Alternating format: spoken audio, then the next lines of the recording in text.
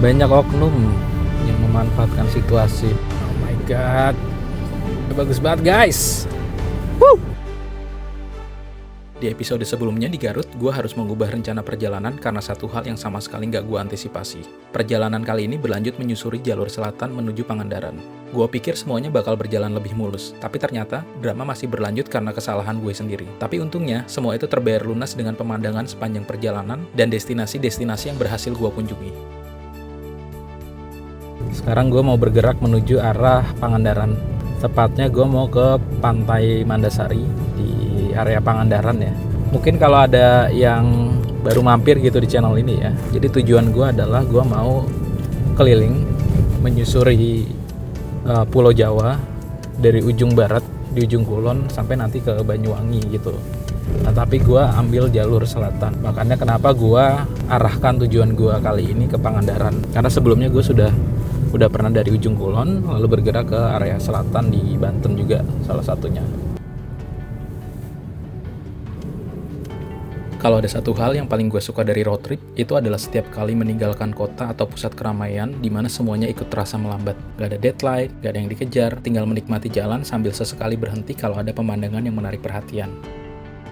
Ya, jadi gue mesti ngeliat jalur dulu ya. Jadi gue agak bingung sebenarnya untuk jalurnya. Ada dua jalur. Ke sini kemana ya? Oke, jadi nanti kita diarahin ke jalur Tasik, Ciamis, Bojong Banjar, lalu turun ke bawah ke Pangandaran. Mungkin itu juga alasan kenapa gue selalu memilih road trip. Buat gue bukan cuma destinasinya yang penting, tapi juga semua cerita dan kenangan yang tercipta di sepanjang perjalanan. Karena seringkali, momen yang paling berkesan justru bukanlah tempat yang kita datangi, tapi cerita di perjalanan yang kita bawa pulang. Banyak oknum yang memanfaatkan situasi. Depan lagi ada lagi tuh guys. Ya, ketiga guys. Maksud gue kayak, ini kan jalan baik-baik aja ya. Rambu-rambunya cukup jelas gitu. Jadi gue salah jalur dan harus muter balik. Dan itu kita harusnya lurus nih. Hari itu gue belok ke kiri karena salah baca maps ya. Jadi gue mesti putar balik dulu. Ya, kita sudah memasuki kota Ciamis di Jawa Barat ya. Jadi setelah ini kita akan langsung turun terus ke Pangandaran. Dan ini pertama kalinya gue berkunjung ya di Ciamis, tepatnya di kota Ciamis gitu. Kotanya lumayan sepi ya guys ya. Tapi rapi sih. Pas banget guys, 12 Juni 2026 tuh hari jadi kota Ciamis. Jadi selamat ulang tahun kota Ciamis dan seluruh warga Ciamis. Semoga kotanya makin maju dan saya numpang lewat ya. Jadi karena iseng gue muterin alun-alun Ciamis dulu guys. Ini sebelah kanan gue Masjid Agung Ciamis.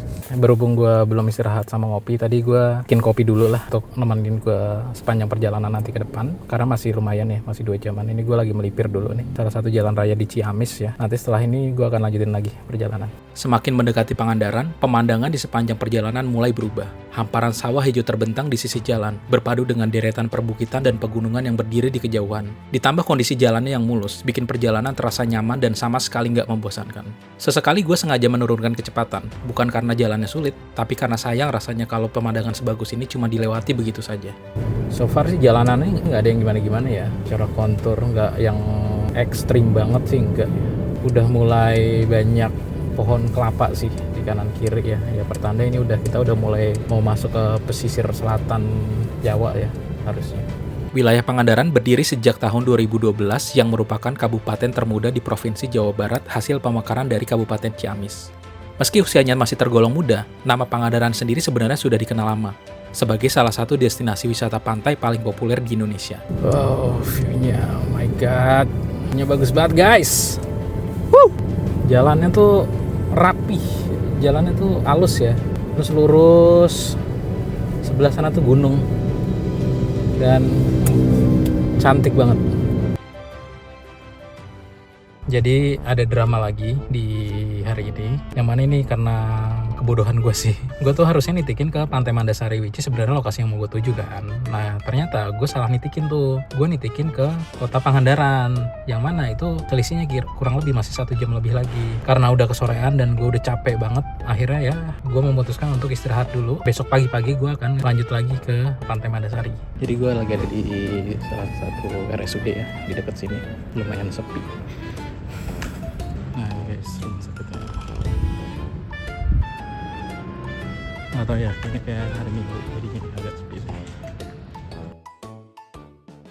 Ya pagi guys, gue sekarang lagi ada di depan alun-alun Pangandaran setelah bebersih rapi-rapi. Nah sekarang gue lagi siap-siap mau menuju ke Pantai Mandasari yang mana jaraknya masih sekitar 1 jam lebih. Kalau keburu sih gue nanti mau ke Batu Karang juga ya. Untuk harga tiket menuju Mandasari tadi gue baru nanya-nanya 15.000. Nah ternyata itu tuh udah termasuk tiket terusan ke Pantai Batu Karas. Jadi ini satu area sebenarnya. Jadi sebenarnya worth it banget ya dengan harga 15.000 dapat Mandasari sama Batu Karas. Nanti coba gue akan lewat ke Batu Karas juga ya, katanya sih bisa tuh ke arah Batu Karas juga. Oke.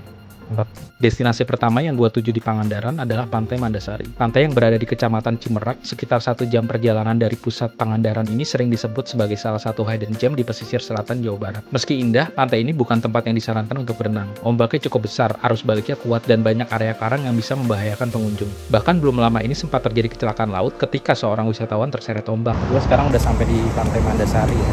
Itu tipikal pantai di daerah selatan Jawa, jadi ombaknya tuh gede banget ya. Dia tuh modelnya itu karang ya pantainya. Jadi posisinya itu menjorok ke dalam. Terus ada karang-karang di tengah-tengah. Jadi ini agak bahaya sih kalau dipakai untuk berenang. Jadi make sure walaupun berenang jangan terlalu jauh dari bibir pantainya.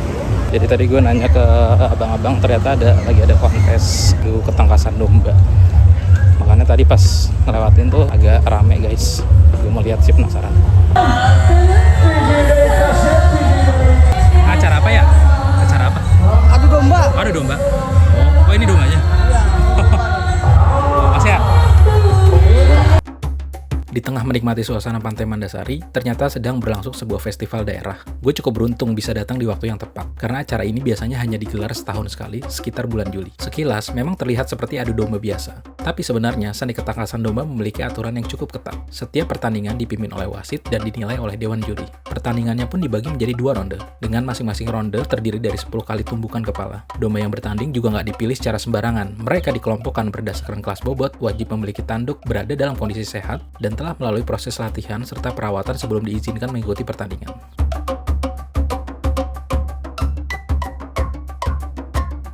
Gue baru kelar dari Mandasari nih, karena ngelewatin Batu Karas kayaknya bisa. Jadi gue nanti mungkin akan mampir bentar deh ke Batu Karas. Gitu, gue udah lama juga nggak lewat sana, jadi mau ngeliat. Kalau dari sisi pantai sih menurut gue lebih oke Batu Karas ya. Tapi nggak terlalu jauh ya. Gue pikir tuh tadi jalannya muter ya, maksudnya harus balik lagi. Tinggal terus aja udah bisa, sekitar mungkin 10-15 menit gitu ya. Dari Pantai Mandasari kita bisa langsung lanjut ke Pantai Batu Karas. Jalur penghubungnya tuh benar-benar enak buat dilewati ternyata. Aspalnya mulus dan pemandangannya juga luar biasa. Jujur, ini salah satu tipe jalan yang paling gue suka pada saat road trip. Jalannya tuh berkelok, mengikuti kontur perbukitan yang terbuka, dan menyajikan pemandangan luas ke arah Samudra Hindia. Rasanya pengen berhenti setiap kali tikungan buat sekedar nikmati view-nya. Sayang, kali ini gue jalan sendirian, agak sulit buat menerbangkan drone sambil tetap menjaga barang-barang di sekitar. Padahal dari atas, gue yakin jalur ini bakal kelihatan jauh lebih spektakuler. Jadi gue melipir dulu guys di Batu Karas ya. Jadi karena tadi pusat pantainya penuh banget mobil, jadi gue ambil lokasi yang agak sepian, jadi gue bisa melipir melihat dulu Batu Karas. Jadi mobil gue di sana, gue taruh melipir, terus ke pantai langsung. Oke banget ya. Pantainya tuh luas banget sih, jadi kalau secara pantai sih lebih oke Batu Karas ya. Dan emang ini tempatnya buat salah satu spot surfing juga, karena banyak bule juga yang surfing gitu di sini. Saya tuh kayak di Bali, dan garis pantainya tuh luas banget ya kalau di Batu Karas ya. Tuh, jadi sampai sana, ujung sana ke ujung sana, ya sepanjang itu Batu Karas sih. Kalau untuk surfingnya tuh di sana tuh guys. Jadi kalau lo cari spot surfing yang oke, masih nggak begitu jauh dari Jakarta, ini salah satu yang oke sih. Orang pada berani-berani banget surfing ya, ini orang jago banget nih dari tadi. Anjay, anjay, anjay. Gimana caranya biar bisa surfing ya? Anjay, nggak jatuh-jatuh, gokil. Gila. Di episode selanjutnya, gue akan melanjutkan road trip menyusuri jalur selatan hingga masuk ke Kebumen. Dan di sana gue melewati salah satu jalur paling ekstrim yang pernah gue lewati sepanjang road trip ini. Saksikan di video selanjutnya. 波の音がリズムを刻んで足元に広がる砂の海君と歩くこの道静かな時間